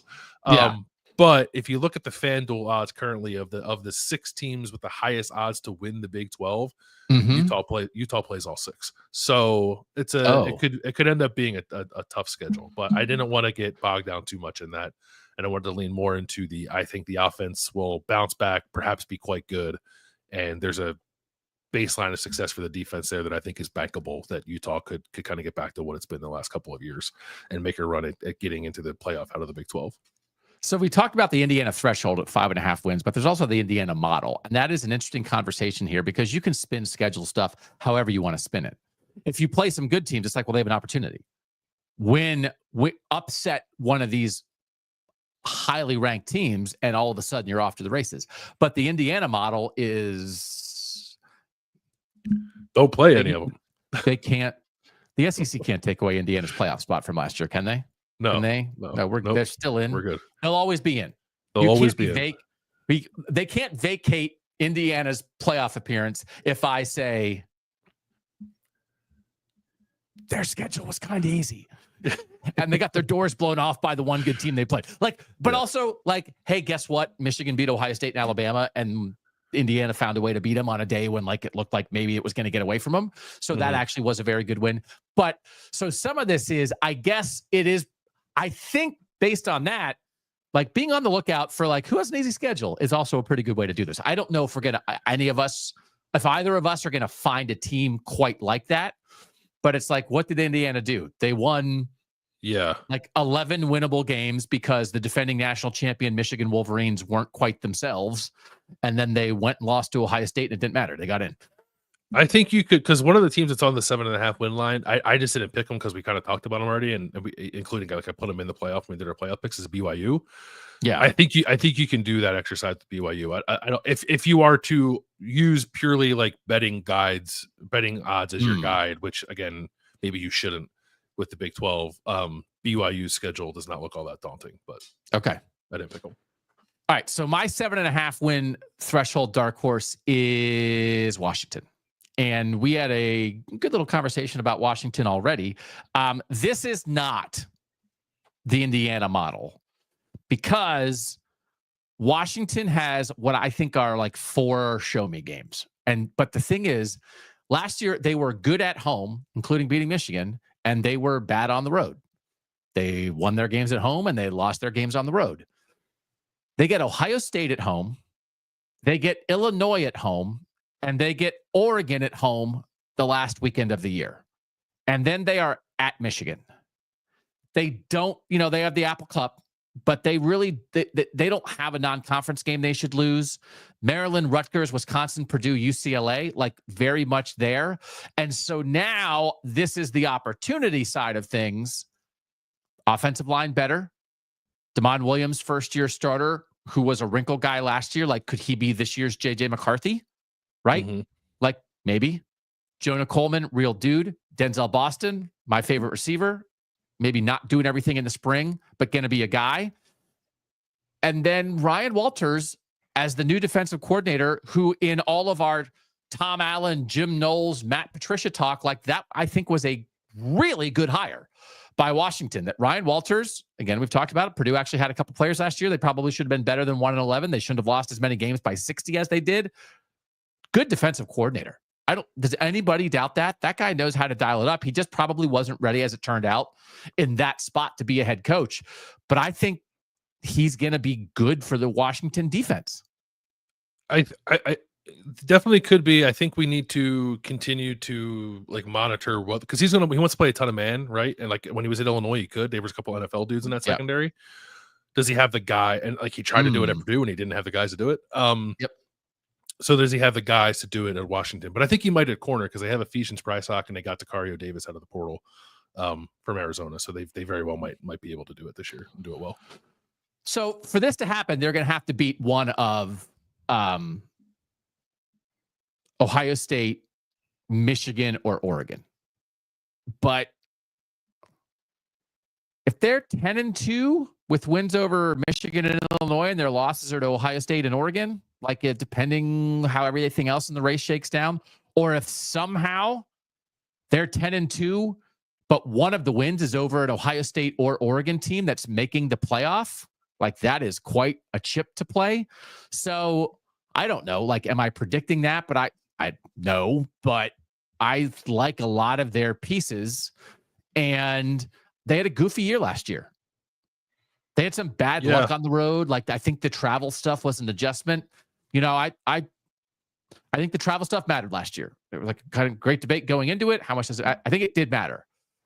And I think the West Coast teams were affected by it. And like the record would bear it out. And also it's not only that, it's like, well, I don't know, like, you know, they had to go play some good teams. But I think they'll all be a little better at dealing with that this year. So like Washington, who was so good at home, also should be better on the road. And if they get their offensive line figured out, I just like it. I just like it. You with me at all? Husky Nation? I think I can get there with you. I actually like I certainly wouldn't pick a Washington upset over Ohio State now, nor do I anticipate picking it when we get to September and the time comes. But I will acknowledge, and I think people should acknowledge, that could be a potentially tricky trip for Ohio State. To go on the road in September with a young quarterback, whoever it is, reworked offensive line a little bit. It's a really tough place to play. I think Ohio State learned like just how hard Autzen Stadium is to play in last year, and I think they're going to find that Husky Stadium has similar things going on there, right? So, tricky opportunity for Washington. That I think maybe you should just kind of keep in the back of your mind a little bit. Opportunity pieces. And coach who I think has a chance to make a jump in year 2. So, all right. Who is your 6.5 win threshold dark horse? The Florida Gators. Who do they have? So if we can go back to the South, it's just like betting a little DJ Lagway magic. It's interesting to me, right? Because last year Florida's win total was low, and everyone's like, "Oh, Billy Napier's on his way out. How can Florida possibly navigate this schedule?" And then like you look at the games that people offered up as the examples of how hard it's going to be, and it's like they lost to Tennessee in overtime in a game where like Lagway didn't start, but he played. Yep. I'm telling you, they would have beat Georgia if he didn't get hurt. 100%. They would have beat Georgia last year if he didn't get hurt. I'm not sure that Kirby Smart would dispute that. And then they beat LSU and Ole Miss with Lagway starting, and it's like those were the games. Like, how do you get through this juggernaut of a schedule? It's like because you got DJ Lagway. He went 6-1 as a starter, and now I see like some of the same stuff about Florida's schedule this year. Well, they got DJ Lagway, assuming he's healthy, right? I guess like he's not throwing, as we said on the show yesterday. Like maybe they get to September and it's like, well, our quarterback doesn't have a functioning arm. It's like, okay, well, I guess I'll rethink what Florida's doing. But at the moment, I will assume that DJ Lagway can play and throw the football this year, and I'll take Florida as a dark horse to get to the playoff out of the SEC because the kid showed as a true freshman that he has some stuff to win some games that maybe they shouldn't win, and he'll be better this year. I think the roster around him is actually not terrible. And I don't think anyone in the SEC is like so runaway good from everybody else in the conference that Florida couldn't like steal a couple wins that get it to 10-2 for some reason. And then there it is in the playoff at the end of the year. Yeah, that's another show. Florida teams whose quarterbacks have functioning arms. Like that might not be a super long show for us. So, they play at LSU, at Miami, Texas, at A&M, Georgia, and Jacksonville, at Ole Miss, Tennessee, Florida State. So like it's another potentially very tough schedule, but I don't know. Florida have the best QB in all those games that I just listed. Right. So like I don't know, like we want to do like I don't know, you want to do like a little Johnny Manziel stuff here? Texas A&M was 7-6 in 2011, and then they went 11-2 with Johnny Manziel. Like, and they had Mike Evans too, but like that really helped. But Florida will have Eugene Wilson. What's that? Florida will have Eugene Wilson, good receiver, didn't play a bunch last year. So man, but it's like you can like their magic players can do stuff. So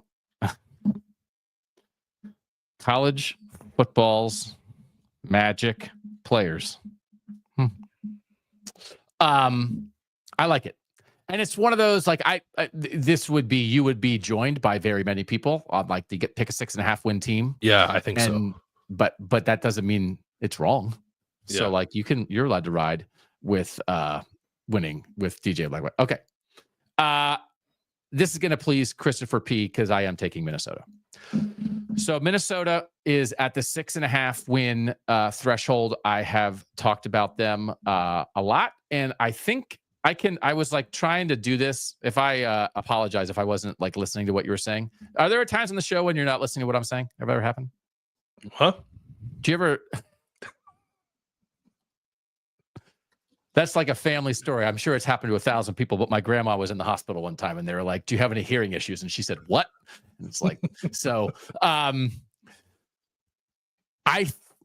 I was like, in my head, I was doing like the Tom Rinaldi intro to the Minnesota feature in November about how Minnesota is doing this, why Minnesota is 8-1 or whatever. And I just feel like people know this by now. They're like hiding in plain sight. And it's just like, they've always maybe been better than you thought they were. And they've done this at times before. And this actually, they got 2, but this is the Indiana path. I don't know if they'd get it at 10-2. They're at Ohio State and they're at Oregon. Otherwise, their toughest non-conference game is Cal, Rutgers, Purdue, Nebraska, Iowa, Michigan State, Northwestern, Wisconsin. Like, they are staring down the barrel of 10 wins. And then it's a question of, if they go 10-2 with losses to Ohio State and Oregon, are they in? Indiana probably would not have been in, because the second loss wouldn't have been as good. But again, if they're 2 losses, that's a tough resume. And I don't want to spend 75 minutes debating that Minnesota resume, but we can spend 14 seconds on it. 10-2 Minnesota with their 2 losses on the road to playoff teams. How much of a contender do you think they are? I think they're in it. And they would receive like no benefit of the doubt as the problem, right? Yes. They don't, as much as it's not supposed to be about what you've done in your past. It's hard for that not to creep in, I think, when you're trying to decide if teams on the bubble should get in, and Minnesota obviously wouldn't have that, but I think they would be taken seriously. I think you'd have to take them seriously. And Christopher makes a good point. It's like, how they lose would matter. If they're tied entering the fourth quarter at Ohio State and then they lose by 10, or if, they outplay Oregon and Oregon like gets a pick 6 and returns a punt for a touchdown, like the way Boise State lost to Oregon last year, like that would matter. So like, not all 10-2s are created equal. Then of course it's going to matter, like, well, who else is 10-2 and who lost, But the other 10 are really winnable, and they have Darius Taylor, and they have Drake Lindsay as a young quarterback that I love to talk about, and they have Coy Parrish at safety, and they are a team that they develop talent, don't they? Like, they do. I actually think they're a good developmental program. And they also, I don't know that we've discussed this. They added AJ Turner, running back from Marshall, out of the transfer portal, who like had 100-something carries and averaged like 8.5 yards per carry at Marshall last year. Yep. Like, AJ Turner and Darius Taylor together, I find very interesting. I think they've talked about that, right? About like a little bit of a 1-2 punch there. And then they'll have Zach Pyron as a wrinkle quarterback, like the Georgia Tech. Like, and I do think it's one of the. But getting Turner too allows you, because we saw Taylor play receiver a lot last year. Like, getting Turner allows you to put them on the field together. And they can put Turner in the backfield and put Turner in the backfield, Darius Taylor in the slot, and let them cook. And it's also one of those things where it's like, oh, what happened? Like, everybody's looking for tackles. Well, what did Minnesota have a tackle last year? It's like, well, they had a guy who's going to be like a 2nd-round NFL draft pick in Ariante Ursary, and they're going to have a guy who transferred to Ohio State to be a 3-year starter at Ohio State. And it's like, wow, they lost a lot. But also that tells me, like, I don't know, I kind of trust them to figure it out. And they had offensive lines issues early last year. They weren't super pleased with it. But like, I think this is now the kind of program hiding in plain sight where it's like, oh man, Minnesota lost some people. It's like, Minnesota figures it out. Don't you think? I think you need to have some faith in like their developmental program now. Like, whatever Michigan State was under Mark D'Antonio, we've seen it with various programs. Like, they'll figure it out. Maybe what Utah has been with Kyle Whittingham to some degree. Like, trust their ability to find the guys they need to find to do what they need to do. Their defensive coordinator just left to go to Miami because they develop coaches. I don't think like God, they're good. The areas where Minnesota is probably like a little more susceptible to ups and downs is like in the passing game, right? Like, is the quarterback always going to be right? The receiver is always going to be right. I more often than not probably trust them to get the offensive line of the run game going, and that can get you pretty far when you have Darius Taylor and AJ Turner. So, yeah, I think they're there. Like, people aren't paying attention to them. To your point, they're hiding in plain sight. I don't think we view them that way. I think we view them as a potential likely upstart this year. Yeah, like when they're sitting at 8 wins in November, and everyone's like, "Huh, Minnesota." Just remember where you heard it first. And I don't know, this came across my timeline. I don't know if you heard, some show said that they have the most important defensive player in Northern College football. I don't know if you heard that. They do. Koi Parich, I think is his name. Is that how you say it? Huh? That's us, Koi Parich. And yeah, I love when this happens. Mitchell's in here in the chat, talking Gophers in March. It's actually April. Talking Gophers in April. That's what we're doing here. That's right. So this is Vasanth, who was awesome on the show yesterday. Minnesota is also in the same SP plus vicinity as Southern Dark Horse favorites Baylor and Texas Tech. Yeah, cram your Texas Tech for real. I love the sisters. Because did you like the sister school show we did last year? Like we're already like South Carolina is Kansas State, Texas Tech is Minnesota. I could get into that again. You want to do that? But Minnesota is like the anti-Texas Tech. Texas Tech is buying a roster and. Yeah. Oh, let's do that. Anti-schools, who we are not. All right. This is the biggest dark horses. This is 5.5 wins or fewer. There are only 22 teams of the Power 68 to choose from. Who did you choose? Yeah, I don't feel great about this. Please don't take this one to the bank necessarily. Why is this banner up here? Yeah, I picked West Virginia. In the spirit of Indiana and Kurt Signetti, I picked West Virginia. 31 transfers coming in for West Virginia this year, the most in the FBS. The major difference is that Kurt Signetti brought all of his good players from James Madison with him to Indiana. Rich Rodriguez has only brought 5 transfers from Jacksonville State, and only one of them was a first team all conference player. So it's not the same thing. And I actually this is I'm assuming Nico Marchiol is going to be the quarterback, but I've also said it's always tough. Is it actually a competition? We're not on the ground there. Yeah. It's hard to kind of sift through sometimes, but they got Jalen Henderson from Texas A&M and Max Brown from Charlotte as transfers who are dual threat guys who is it possible that Rich Rod wants to lean more toward their running ability? I think Nico Marchiol clears both of them significantly as a passer. How much would that matter? I think Nico Marchiol is probably still the starter, but it's if Nico Marchiol is good and takes a step and Jaheim White has 800 carries for 4,000 yards this year, maybe West Virginia can find its way through the Big 12 as a team that nobody saw coming, similar to Indiana last year. And by the way, we're looking for the next Indiana. Where did Kurt Signetti, Indiana coach, play his college ball? That's right, Morgantown. If we ask Kurt Signetti, which would be a lovely thing to ask Kurt Signetti, who do you think could be this year's Indiana? He better say the Mountaineers. Mountaineers, yeah. Don't you think we could do 5 minutes with Kurt Signetti trying to compare Rich Rod in year 1 to what he did in year 1? He's got a whole book on the West Virginia roster. It's I wasn't going to take the job, but I did my research. Here's what I would have done. Yeah. Yes, I think you would. By the way, Rich Rod turned Jacksonville State quickly when he got there. They were 5-6 when he got there. They were 9-2 in his first year.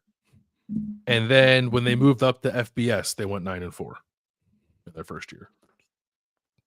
Now they have no offensive lineman at West Virginia, which could be a problem. But aside from that, has that ever stopped anybody before? Also, could West Virginia get a frickin' break? For real, yeah. With the way last year unfolded and what would happen with the basketball team and Darren DeVries leaving for Indiana after a year and taking his kid with him, I think it's time for Karma to sing Country Roads, right? Let's go. Come on, Karma. Come on. Throw him a bone. West Virginia deserves it.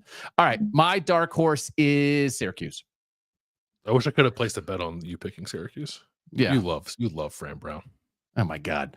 So here's the thing I was thinking about. Where we were a year ago, even going into the season, I am a simple person. Would it be KOT and sacrilege to offer up Mike Gundy and the Cowboys as the 5.5 win team? Christopher P. Let me see how to block Christopher P. Here is that. Would it be KOT and sacrilege? You knew the answer to that question, Christopher P., before you asked it. This is an Alan Bowman coming back for year 9. Do you know? Is he the quarterback at Oklahoma State this year? No. Is it a Gundy? Is it like Danger Gundy? Like who would be? These are my sons, Walker and Texas Ranger. Yeah, no, no idea who the Garrett Rangel is. He still there? He played a little bit last year. Okay. Good luck to Oklahoma State. We're never going to say their name again in between now and December. So a year ago, like even going into the season, like we weren't certainly at this time last year, but we weren't sure who the BYU quarterback was going to be. And when we do our shows, and we did a show a couple weeks ago about like, okay, whose quarterback situations are set and whose quarterback situations are a little uncertain. In 2024, absolutely, we would have said BYU is an uncertain quarterback situation. It's Gary Bohannon versus Jake Retzlaff. Retzlaff has been around, but yet they brought in Bohannon as a transfer. We don't know how that's going to go. We ranked our quarterback situations like last offseason. I'm pretty sure we had BYU last. How'd that go? Not great. Jake Retzlaff, Aaron Roderick, Kalani Sitake telling us to cram it. How'd that go? A year ago, SMU, Preston Stone, maybe some Kevin Jennings. They might share it. What happened? Kevin Jennings took over in like week 3 and led SMU to the playoff. So I'm looking for I was a little bit on alert for the quarterback situation where at the moment you might be like, I don't know. And that would help drive down a win total. And then it's like, oh yeah, no, Ricky Collins was awesome. Mm-hmm. He was like a top 12 quarterback recruit when he went to LSU. He couldn't get on the field because Jaden Daniels and Garrett Nussmeier were there. So he transferred to Syracuse and was as good as Kyle McCord. So that's where I am. So I'm as much as you think this is a Fran Brown swing, it really is upside quarterback. This happens where a team goes from uncertain quarterback to bang, he's our guy in a nanosecond. And I think Syracuse could be that team this year. I certainly buy it more than West Virginia. I picked West Virginia because you picked Syracuse. I could see it because they have Yassine Willis is back at running back, right? Freshman last year, he's gonna be number 1 back this year. Like a lot of teams, you got to figure out. Trevor Pena's back, line. Right? Yeah. So there's stuff there. They got a lot of holes to fill O-line and defense, but it's hard not to buy into the idea of Fran Brown exceeding expectations most years, and these expectations are pretty low. So if the win total's 5.5 and they go 9-3, I might bet on that. It's just hard to playoff. Although, what's the ACC? So I don't know. Maybe they can. Yeah, I'm not going to write them off. John's making a good suggestion. Pitt, right? He's surprised we didn't mention Pitt. With the way Eli Holstein started last year, he called him September Heisman winner Eli Holstein. Des Reed is back at Pitt. We've talked about, we think Pitt shored up its offensive line a little bit. Their linebackers are great. You get year 2 of Cade Bell running the offense, and maybe there's a little more of a melding of Pat Narduzzi and Cade Bell in a way that it's more sustainable, so they don't win their first 7 and lose their last 6. So that's a good candidate. But this is the game we want to play, and I think it's fun.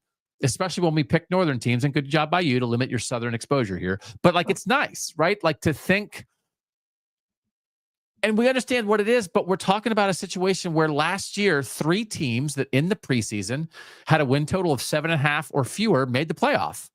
So 3 dark horses made it last year. So we each picked 3 dark horses. So it can sound crazy right now, but is it? It happened. And I'm actually because we always, not we always, but there was a lot of discussion about 12-team college football playoff. Who cares? It's always going to be the same teams. You're not going to have a Cinderella kind of thing. And I guess maybe college football versions of Cinderella is the teams that just make it from out of nowhere, maybe not go on a run necessarily. Mm-hmm. So that was a little eye opening for me to see what the expectations were for some of these teams that actually made the field last year. And I hope it stays that way because it makes it exciting as we're trying to figure out the last couple of games. No, it's like making the Sweet 16, man. Yeah. St. Peter's didn't have to win the national championship. It's you make the Sweet 16. I won $900 off that team. I love St. Peter's. Are you serious? Yeah. Oh my God. When they beat Kentucky? Yeah. It's the biggest bet I ever won. Oh my God.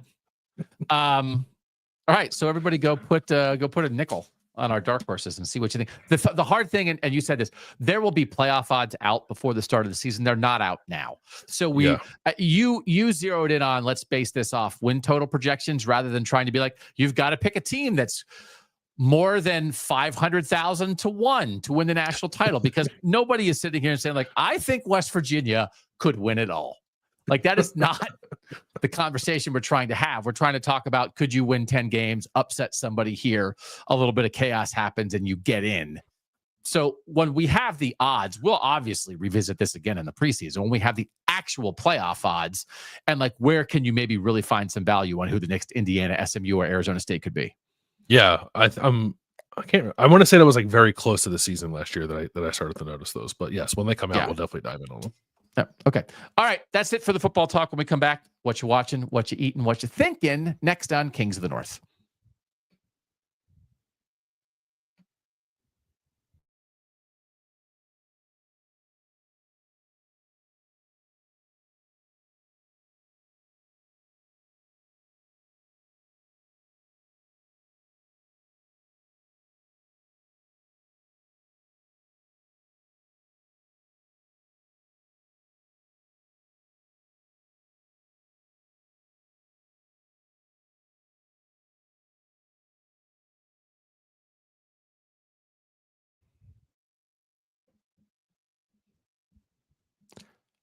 Doug Lesmerises, Bill Landis. Producer Mike is saying that Mike Gundy, we were just talking about him. Love that guy. Is talking about that he's not sure the NCAA can stop teams from having joint practices, because his point is like, if you just do it, what's the NCAA going to do to you? He has the same view on spring scrimmages as he does drunk driving. Yeah, good for him. You don't get caught, who cares? Yeah. I mean, this is one of those things where it's like, who doesn't hate the NCAA? But if we're inching toward like everybody do whatever they want, which I don't even know if we're like barreling toward everybody do whatever they want. Like, I'm not sure that's good for the sport. So I don't know if I want to get behind, let them stop us, because then we're at like, we have 163 players on our roster. Stop us, right? We played a 75-minute game instead of a 60-minute game. Stop us. Like, we want like a scooch bit of regulation, but also, is he wrong? No. And I don't disagree with what you said, but I think you and I both are more of the mind that you ask forgiveness and not permission when you feel conviction in something. Yeah. Right. So like, I think that'll be an okay area to push it, I think. I mean, if Mike Gundy just puts the Cowboys on a couple of buses and just drives to Norman and just gets off the bus and looks at Brent Venables and says, "Are you ready to go?" Like, are we actually against that? I guess I'm not against that. I kind of want to be there for that. Are you ready to go? So now every sports TV reporter in the state of Oklahoma just has to go camp out in the that would be like Sooners parking lot. When I was a kid, like my street, we had probably 7 to 10 kids around my age. We all played hockey, roller hockey. When we get our 7 to 10, and I'd go to the next block over and I'd knock on someone's door and say, "Hey, you want to get a game going?" And he would get hit 7 to 10 from his block, and then we go to the schoolyard and play. This was before cell phones. You had to go knock on the door to see if somebody wanted to play. So why can't Mike Gundy go knock on Brent Venables' door? Who knew? People think you're Philly Billy. You're Philly Gundy. I can't believe it. Could you grow a mullet? You got mullet ability anymore? No, I used to. I used to have it, not anymore. Yeah. No, I got to tell you, with the look that you have right now, if there was a mullet peeking out the back of what you got going, it would be delicious. Like, your body wants to go there. Actually, maybe this is why I think this. Okay. I don't want this to come off the wrong way, but you look so good. Bill, for those who are listening and not viewing, just put on a blonde wig with luxurious long locks cascading over his shoulders. That's right. And he could right now go out into the world and get after it in a major way. This is my Halloween costume every year. So tune back in October when I wear it. Or maybe I'll just do it every day. It's a little itchy. It's a little itchy. This is like Arizona State did the April Fool's Day prank, and it's like, hey, our field's maroon, and it's like, should your field be maroon? Yeah. And you put on a blonde wig for Halloween, and it's like, should you wear a blonde wig every day? Like sometimes silly things just open your eyes to what should be. It's true. It's true. What are you watching? Nothing new. I need to find something new to watch, but I do. Do you watch things that you know are bad and you watch them and you like them because they're bad? Oh, no. I watch hoping they're good, not wanting to give up, waiting for it to turn. But if I kind of know it's bad and I hate it, I don't hate watching is not enjoyable for me. For you, it is? No, I wouldn't say that I don't know that I call it hate watching. And I don't even do this a lot, but so it's on Netflix now because I guess the NFL draft is coming up. Draft Day, the movie, is on Netflix, and I watched a little of it last night. That movie's awful, but I watch it a lot because I enjoy how bad it is. Yeah. The script's terrible. It's a movie sanctioned by the NFL that doesn't even remotely live in the reality of how the NFL operates with the way that those things, and also like the way it's shot is so bizarre with all these split screens and weird transitions in and out of scenes. It's like somebody got a hold of Adobe Premiere for the first time in their life and decided they wanted to make a feature film in conjunction with the NFL. It's so bad. It's so bad, but I can't get enough of it. When I worked at Cleveland.com and did some Browns stuff on our Browns podcast one time, I hosted a draft day rewatch, and we talked about it because it was about the Browns. Yeah. And it was going into the draft. It was like, well, what are you going to talk about? I think it was when the Browns had no draft picks because of the Deshaun Watson trade. It was like, I guess we better talk about the draft movie then. Not enjoyable. Maybe find something else to do with yourself. Okay, I'll see what I can do. I don't know if are we going to have a lot of people like standing up for draft day on this show. So I need to keep better track. Have I talked about Mythic Quest? I started watching Mythic Quest on Apple TV. It's old. Yeah. It's about a video game company. I don't like it. Oh, wait. It's Rob McElhenney. Yeah, I think everybody they have had 3 flashback episodes that are about 50 years or 40 years, 30 years earlier in the show with like completely different characters or different ages of characters. And the 3 flashback episodes are by far the best episodes in the history of the show. And like the regular people who are on every week are kind of annoying. But it does get me thinking about video games. And in my life, I have been like, because the show is about like people who make a video game, like one of those video games all about a world and you're, waving swords and stuff. I should like it. But I think about this a lot, and I just wonder if it's going to be the case. I'm envisioning myself in a home when I'm old, if I make it there, and that I just think like my generation and then your generation and then like preceding like the generations after will all just be like when we're 80 sitting around playing video games. Because like that's what I have a lot of video games that I have never played, and my plan is I'm going to play video games when I retire. Because I don't want to go down video game wormholes now when I have things to do, which is like see my wife, see my children, do my job, go for a walk around the pond. Like I don't want to get sucked into like, what'd you do last night? I played video games for 5 hours. If you have time to do that, and there are people who do, great. As a 51-year-old person, I don't right now, but I look forward to the day that I can. And to me, it's like, maybe it's a little incongruous of like, you're going to be playing video games when you're 80. It's like, well, the reason people who are 80 now don't play video games is because they didn't have video games when they were kids. But we did. So that's what I'm going to do. Does that sound like a good plan to you? Yeah, it sounds great. I play video games, not a lot. Usually I'll get a game or two in on the weekend when my kid's sleeping, but yeah, they're pretty fun. I'm excited for you to get into it. I used to when I was fresh out of college, like working at Cleveland.com with you and Ari, like play video games all day, and then it's like 11 o'clock at night. Like I guess I'll start working now. And then you work from like 11 o'clock at night to 4 o'clock in the morning. Yeah, that was the life. Yeah. My story better post by 7 a.m. Yeah. But let me try and kill this wizard first. That's right. Yeah.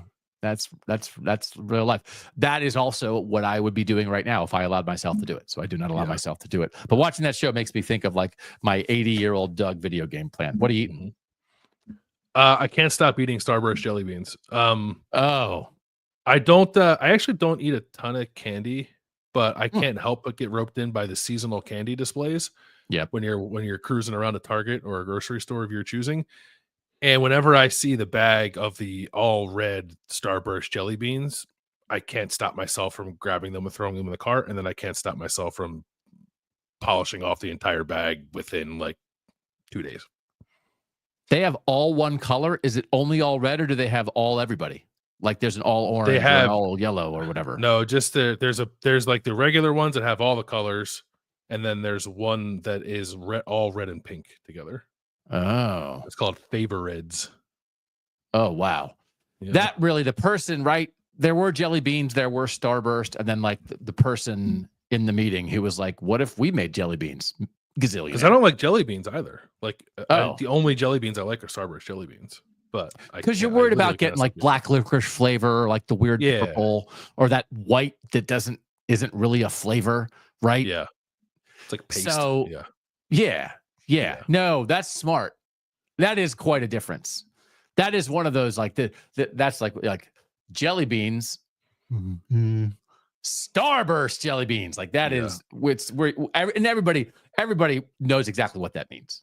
Yeah, it's a real vice. Can I talk about carrots for a moment? Because I peel a carrot with a carrot peeler almost every day, and I think to myself, my God, what an invention. Right? You have to peel carrots? Now, this is where we're going.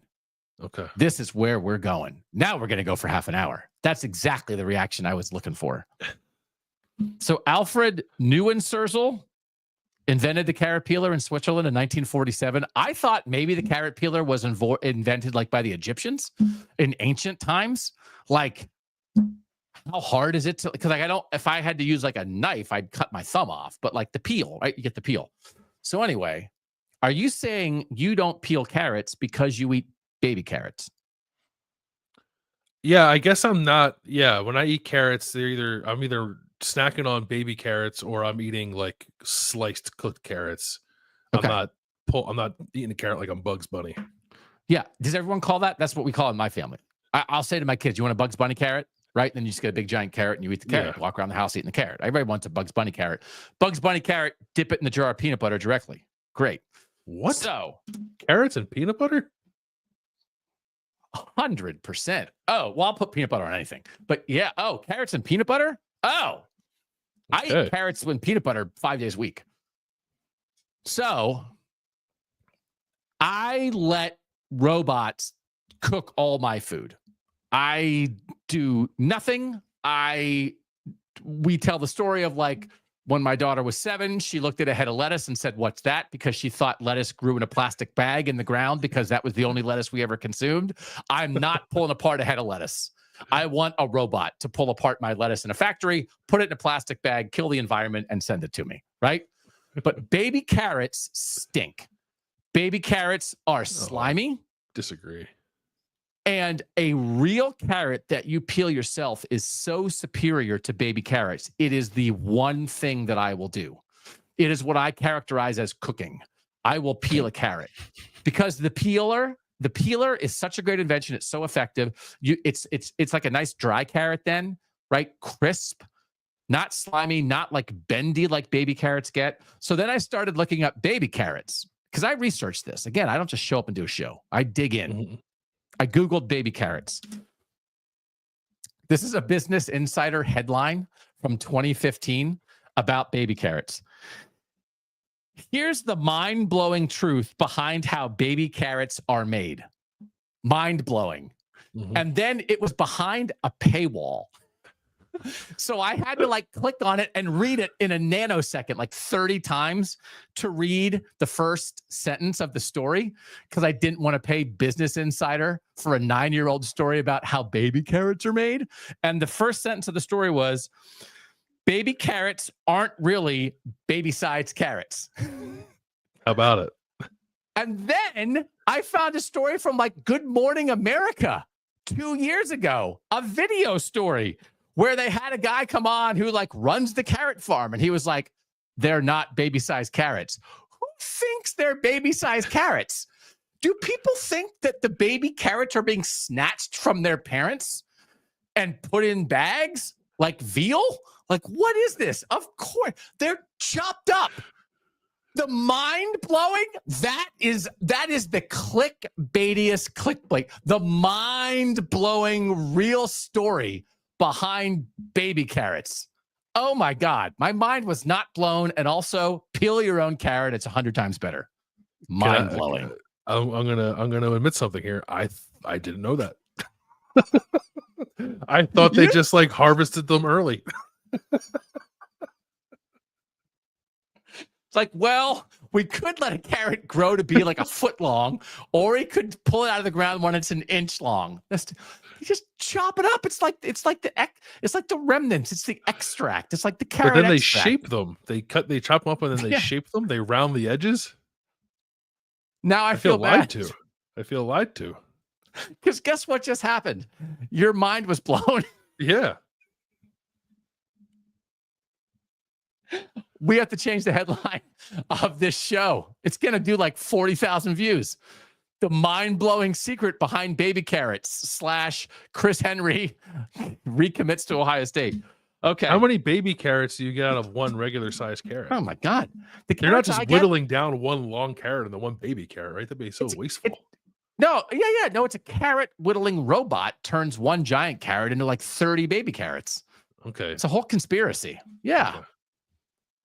All right. I feel better about that. I would just recommend it to anybody. If you're a baby carrot person, I am a non-functional adult, but I can peel a carrot.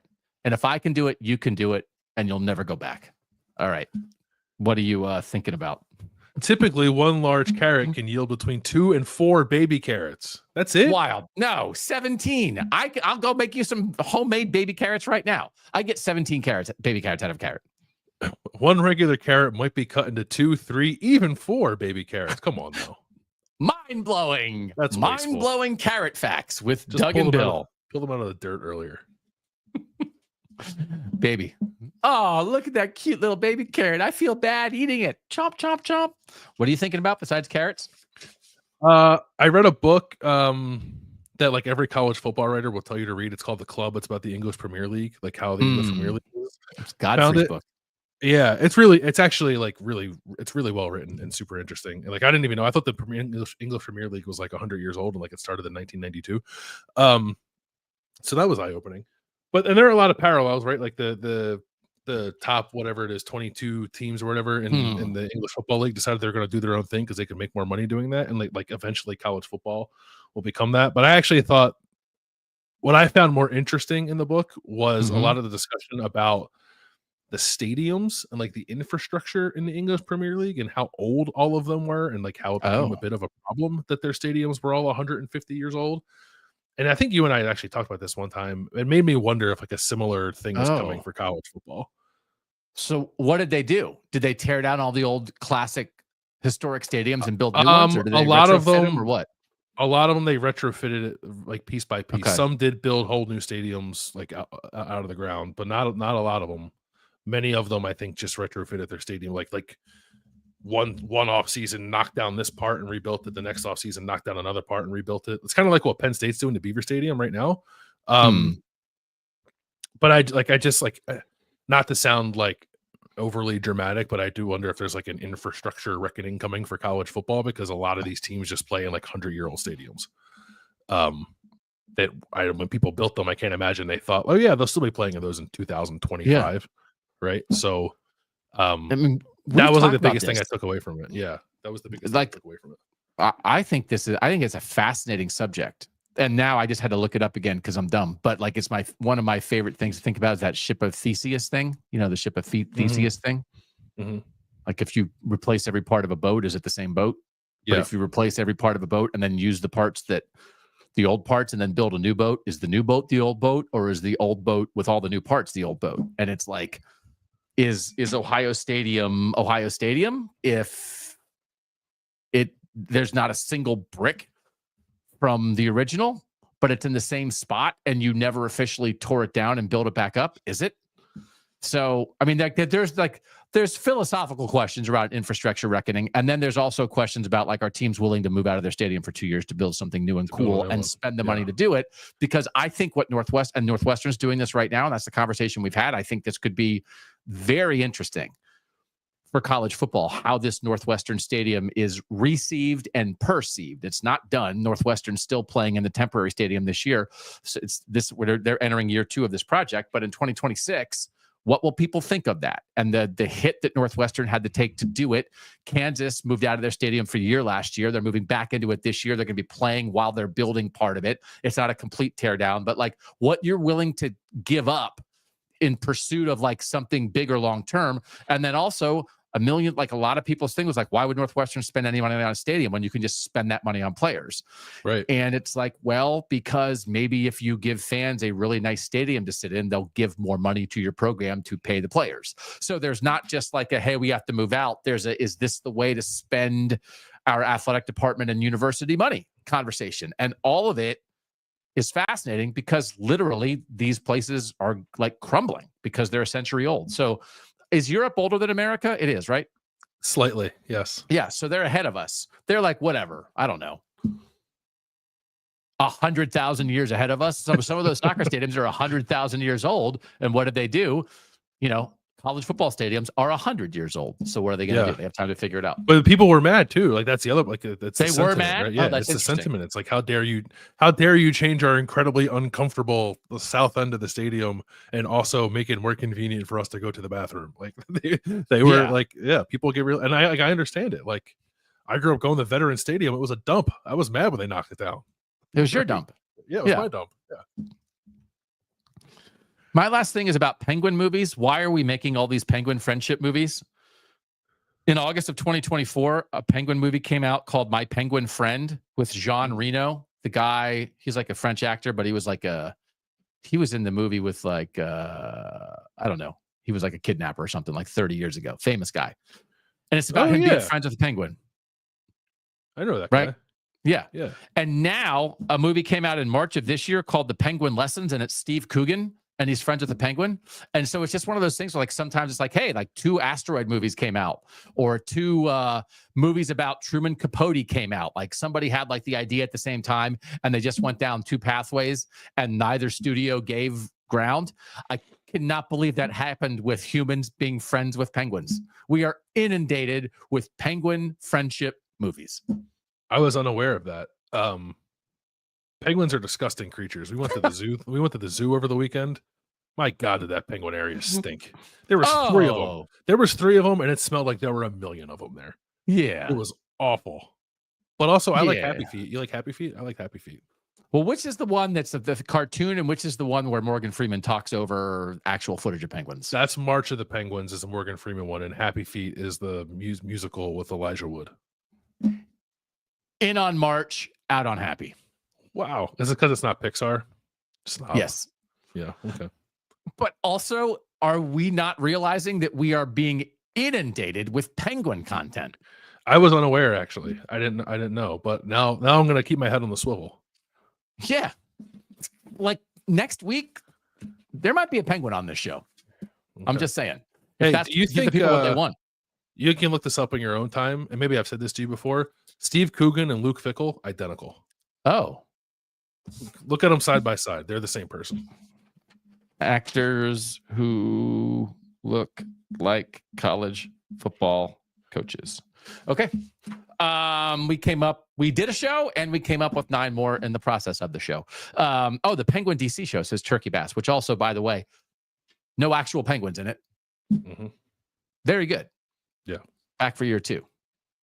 Unless you think it's Colin Farrell inside all that makeup and it was actually a real penguin. That would be mind-blowing.